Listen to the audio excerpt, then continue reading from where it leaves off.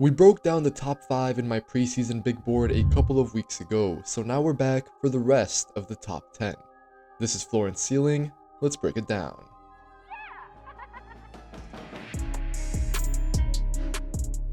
At 6, I have Amen Thompson. To be clear, Amen is a top 3 talent, and I can easily see him going that high next summer. In fact, it's his stock that's rising early in this draft cycle. I'll get into my thought process in a bit, but with Amen, let's begin in transition. Similar to his brother, he glides across the floor with explosive strides. Staying in front of him in the open court is close to impossible. Amen is the ball handler of the Thompson twins, but he doesn't mind giving up the rock on the break. A lot of the time, he can play with another guard and act as the rim runner. One thing I love about Thompson is how he can start things on one end and then finish them down the other way. Watch Amen protect the rim against the big, make the cross-court pass, and then sprint down to finish the big dunk. Generally speaking, Amen has all the tools to be an incredible finisher. He's a wing-sized primary ball handler who moves with the athleticism of a Ja Morant or a Derrick Rose type point guard. That right there is a potentially generational combination. Thompson gets to the rim both ways, although he likes to start on the right and then go left into the middle of the lane. As we're seeing, he is ridiculously explosive with his jump stops, float overs, or Euro steps. At 6'7", Thompson is just so elastic and swallows up space with his insane first step. Amen basically gets to the rim at will, and then he's really unpredictable there, in the best way possible. One improvement area for him when he's looking to score is how he surveys the floor. Amen has to get better at picking his spots, and he can be guilty of driving into one-way traffic. At times, he opens himself up to blitzes that force him into tough decisions. Getting into his passing, Amen plays with deception and skill, paired with that athleticism that we touched on. He's great at looking off, and then finding his guys. Amen doesn't telegraph his passes. He's sudden and creative with his delivery, and of course we have to factor in his size and length. At 6'7", Thompson is able to contort his body and bend his arms into whatever space is available. He's accurate with one or both hands, from difficult angles and to either side of the floor. What it boils down to is Amen always generating advantages. He's so explosive getting into the paint that he forces defensive breakdowns all the time. Then he can hit rollers and three-point shooters, both in the half court and now in transition, with creativity, with pace, and with accuracy. As the year goes on, we'll get into it more, but it's simple. Amen must improve as a shooter. Last season, he shot 22% from 3 and 53% from the line. Neither Thompson twin is a shooter right now, but I do think their scoring is slightly different. Amen always looks to make the right play. He never forces things, despite always being the best player on the floor. But sometimes, you have to take over if your team isn't firing. Ausar is probably slightly less versatile than Amen, but I think it might be more of a process for Amen than for Ausar to adapt his game if they both remain non-shooters. On the other side of the ball, I'm big on Amen's two-way potential. His rim protection isn't just reliant on his otherworldly athleticism, but Thompson is intentional and he understands backline rotations. This is what I love about him. Amen can alter shots at the basket, but he's also quick enough to fly back to the perimeter and make a play there as well. I want to see how Amen's defense looks like against higher levels of competition because, for example, I think these chase down blocks are partly a byproduct of the OTE environment, but the signs are very encouraging in terms of length, pop, instincts, and switchability. Number 7, I have Arkansas freshman Nick Smith Jr. The idea with Smith is a 3-level scoring point guard who can play on and off the ball while being a solid enough passer. Very often, it feels like the game comes easy to Smith. He's so silky smooth, especially when it comes to putting the ball in the hoop. Smith has an easy shot off the dribble and he has the footwork and touch to make shots at the next level. The Little Rock guard doesn't turn 19 until April and he's already a fairly versatile scorer. Smith can create his own shot out of step backs and screens and so on and so forth. I also like that he can play off the ball next to another ball handling option. Smith has clean mechanics, which I honestly think have even improved from high school to college. The prep is clean, The footwork is on balance, and these open looks should go in at Arkansas, where he will play next to another creator in Anthony Black. Where I'll be watching Smith a lot more closely though is at the rim. Smith is a fine athlete at 6'5" with a great 6'9" wingspan, but as we see here, he is very reliant on this floater. This is for a few reasons, but let's start with the good. I like how Smith gets into this shot in stride, usually after shaking his man off the dribble. It's also really easy to imagine Smith attacking closeouts with this shot, especially if he's making those threes we talked about at a high clip. But he needs to keep growing as a finisher. Smith has interesting athletic tools, yet he's often averse to contact and finishing over length. Like I mentioned earlier, he might be too reliant on his floater, to the point where he hesitates attacking the rim if there's any traffic. We're going to have to see how Smith fares against bigger, stronger, and longer athletes in college, where for instance, I wonder how many free throws he'll take a game. Arkansas is a great test for this before the NBA, but I hope that Smith can diversify his rim attacks a bit more.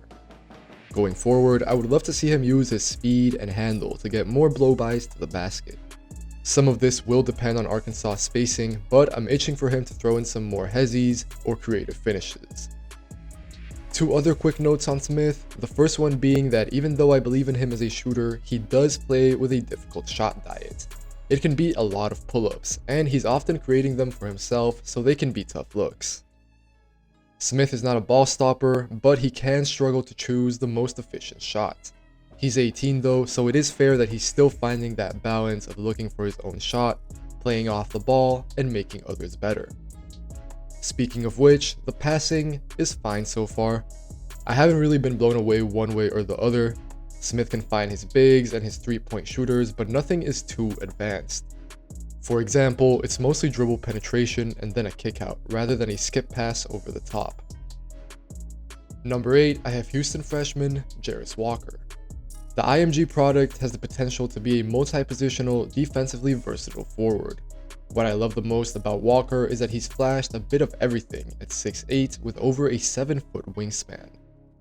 As a shooter, he shows flashes of poise and touch. Walker can put the ball on the floor for a few dribbles. As we can see, he likes going left and spinning. Most of the time, he'll be operating around those elbow extended or high post areas where he can get to the paint or shoot over defenders. This season, I'd love to see Houston use Walker a bit like how Iowa used Keegan Murray, clearing out one side of the floor and just letting him go to work. The Cougars forward has flashed soft touch going out to 3, and I'm glad that Walker should get 3 or 4 triples a night in Houston. Plus, his teammates will get lots of attention, so I'm gonna bet he'll have some easy looks. Then, Walker is also a force at the rim. His overall package is enticing. At 6'8", really long arms, and with a quick first step that he uses to attack off the catch with ease. But Walker is also so physical at the basket. Just watch this huge poster here that sends his man into oblivion. His ability to handle the ball also comes in handy in grab-and-go situations. It's a combination of everything we've talked about. Again, the speed and package at that size, but also the ability to put the ball on the floor and play with both finesse and strength. Walker can do more than just score with the ball in his hands though. He's also a skilled passer. I hope Walker keeps getting reps like this. Here, he brings the rock up, pitches the ball off the handoff, and sets the screen to create space for the 3. It's an interesting setup here, with Walker offered screens on both sides. He handles, stays cool with the release dribble, and hits the cutter with the shovel pass. I also like this. We talked about Walker being decisive off the catch, and he does that here to find the dump off. There's certainly a lot to like, but I want to highlight that these are all just flashes for now. Walker needs to stack up consistency, and I think he'll be able to. On most of these misses, I'm not too worried about the actual miss itself. I like the process actually, but one thing I want to see from Walker is more simplicity. I want him to just go up in 1 or 2 dribbles rather than try to post and fade. He can definitely do that. On defense, I'm also a big fan of Walker. At 6'8", with a wingspan set to be about 7'2", Walker is agile and should be able to guard up and down positions. Watch how nimble he is keeping up with Nick Smith Jr. in this clip. So he can definitely switch, but he can also play more like a big on defense. Here, he's the one guarding the screener in pick and roll, he tracks the drive, and rejects the shot at the rim. In my opinion, it's time to buy Walker stock before the season starts, because he's strong, skilled, athletic, and versatile with real two-way potential. At 9, we have another Razorback in Anthony Black. Black is a pure playmaker. Whenever he's on the court, things happen. So let's start with his passing. The Arkansas guard plays quick and with his head up. The ball never sticks in his hand, and he only needs a second to make the right read. At 6'7", Black can see over the top of defenses and find angles in a way that smaller guards cannot. His accuracy is really impressive. This here, for example, should be a 3. It will be interesting to watch Black and Nick Smith Jr. share ball handling duties in the backcourt, but I think the fit works. Both can play off the ball, as we see here when Black finds Smith on the cut. Or here, watch how Black waits for Smith to lift down to the wing off the pin down of sorts. It's nothing fancy, but shows real understanding. If we want to make comparisons to a recent draft prospect, then I think there's shades of Dyson Daniels in Anthony Black. I know this is a bit of a change of pace from the prospects before him, but part of this is because Black also makes plays on the other side of the ball. I'm really high on Black's potential as a big guard who creates events all over the floor. He doesn't look athletic, but I think he has a solid frame and surprisingly solid lateral quickness. Getting in front of Black is not that easy. Seeing him get a stop that leads to a bucket down the other end is not uncommon. Black also projects as a switchable defender. At 6'7", he definitely has the size of some wings, but what I've been impressed by so far is his toughness and physicality. I don't know that you want Black in single coverage against bigs in the post, but he certainly competed there for Arkansas so far. Watch how smart he is with the swipe down here. I'm also intrigued by some of Black's instincts as a rim protector. I don't know how much he'll play this role in his career, but these are a couple of nice rotations at the rim. Again, this is why the Arkansas guard reminds me of a Dyson Daniels or a Lonzo Ball type. However, that also means similar improvement areas. The biggest thing is how Black does in a half-court setting. He struggles to score against a set defense. The Razorback freshman is a great facilitator for others, but finds it tougher to create for himself. When it comes to attacking the rim, Black is more coordinated and tough than explosive or strong. That means that he can have a tough time finishing in traffic.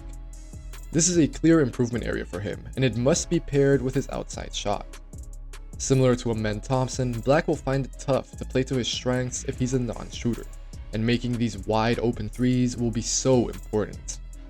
Ideally, you want Black making this open look, and later on being able to do something like this when defenses close out. Finally at 10, I have Baylor's Chiante George. Everything from 3 to 10 is pretty fluid to different extents in this draft, so George is a prospect who could skyrocket as the season goes along. It's similar to Nick Smith, where he's a 3-level guard prospect, but I think George is maybe more of a Donovan Mitchell, whereas Smith would be more of a Darius Garland. Either way, there's a lot to like. George is a confident shot maker who can step into threes coming out of screens or coming out of handoffs. The Baylor guard can get a bit wild sometimes, but he has the touch and his mechanics are compact. George is a volume shooter who can have the hot hand pretty often. He's more herky-jerky and explosive than smooth, powerful with his stepbacks, shot fakes, and sidesteps. The IMG alum plays physical at 6'4", 185. George has a quick step and he's able to go into bigs and finish through contact at the rim.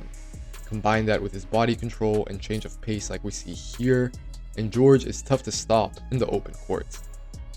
This is the case for George even against a set defense, which bodes well for him in the NBA, especially once he has good spacing. This year though, I want to see how or if George plays off the ball. I think he's a bit more ball dominant than Nick Smith, looking for much longer possessions at times. However, George can be impactful as a cutter when he's moving with intent. I'll also be checking to see how he does as a spot-up shooter versus off the dribble. If George can really adapt his game to playing with another creator, then that makes his skill set much more enticing to a wider number of teams.